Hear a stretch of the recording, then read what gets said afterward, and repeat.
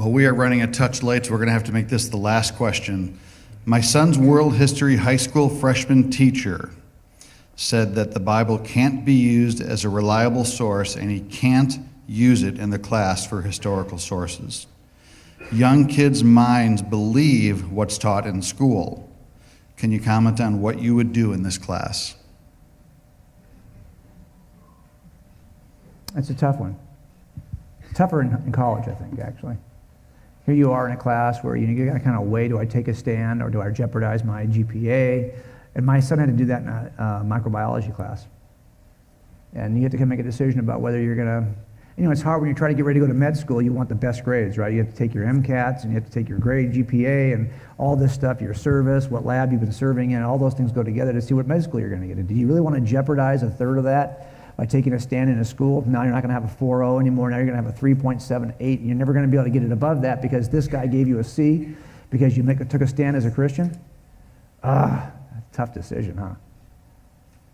So I typically will say to people that really this is about tactical engagement. When I'm sitting and talking to a suspect in custody, I'm not trying to get a cop out. I'm not trying to go for home runs. If I get a home run, great. But I'm trying to get singles. If I can demonstrate to the jury that he's a liar, even though he hasn't copped out, that'll go a long way for me. So I want to catch him and ask him questions that I know the answers to, that I know he's going to lie about, because I want the jury to see he's a liar. Then later on, if they go, should you trust this guy? You heard him lie 5 times. Singles, not home runs.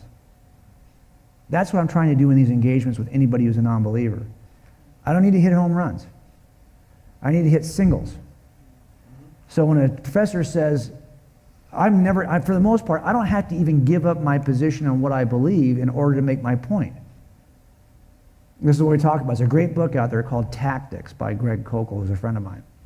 It's a great book. And Greg's a great guy, by the way. And he's got a ministry called Stand to Reason, which I served at for about 1.5 years.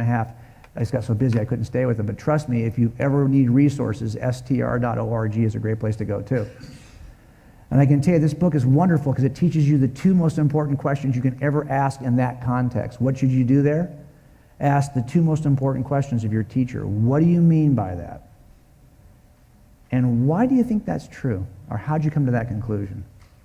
So when someone makes a claim in a class, like this claim, you can't trust the Bible as historical. Well, what do you mean by that you can't trust it? Like, why can't you trust it? Just ask these questions. Because what you're going to you don't have to he made a statement, the teacher made a claim. It's up to the person who makes the claim to defend their claim. You don't have to make a counterclaim. Let's get him to defend his claim first before you make a counterclaim. Because what you're going to discover is, as you ask this person to defend their claim, they really can't defend it. Because they made that claim off the top of their head without any real reason, without any real evidence. We know what the evidence is. So if we're going to get to that point, we say, well, you can't trust it because you won't have a single document until the 3rd century. Well, what document are you talking about? Well, I don't really know the name of the document, but it's a document in the 3rd century. Well, there's a lot of documents in the 3rd century. Which document are you talking about? You just need to back these guys down until they show everyone they don't have any idea what they're talking about. Because we already know, if you do the work, then you do know what you're talking about. You can actually find a way to back them into this exposure without having to ever make a claim about what you believe. So it is about a tactical, I think, assessment of how you approach these topics. Hey, one last thing before we go, I'll let you guys go. For those of you who get frustrated, maybe think about this. Sometimes we think evangelism with our friends who are lost is like a game of tennis. It's hot, the cameras are rolling, it's Wimbledon, you're on clay, it's dusty, you hit the ball, you're just a little bit outside the line, oh, I messed this up, it's just you and him, every mistake you make, he gets a point, and you lose the game that way. And that's the way we feel about evangelism, about sharing with our friends. That is not how this works. This is a game of baseball. It's truly a game of baseball. And you're not one-on-one against an opponent, you're part of a very large team called the church. And all of us get a chance to get up to the plate. And my goal is that I want to get my dad hopefully on first. And then I'm going to pray that somebody else can move him to second. And at some point, someone's going to move him to third.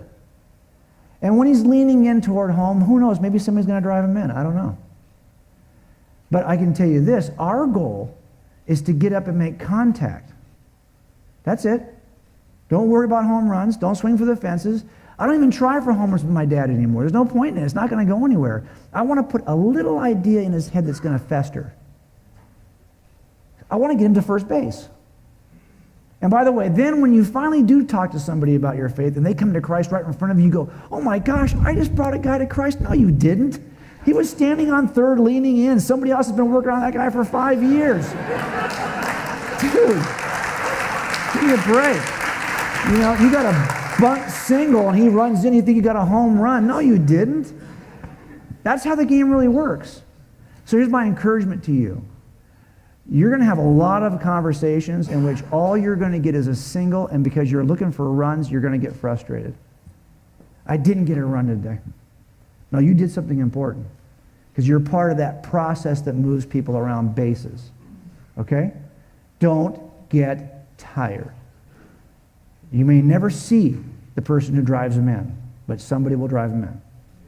Okay? Thanks, guys. I appreciate it.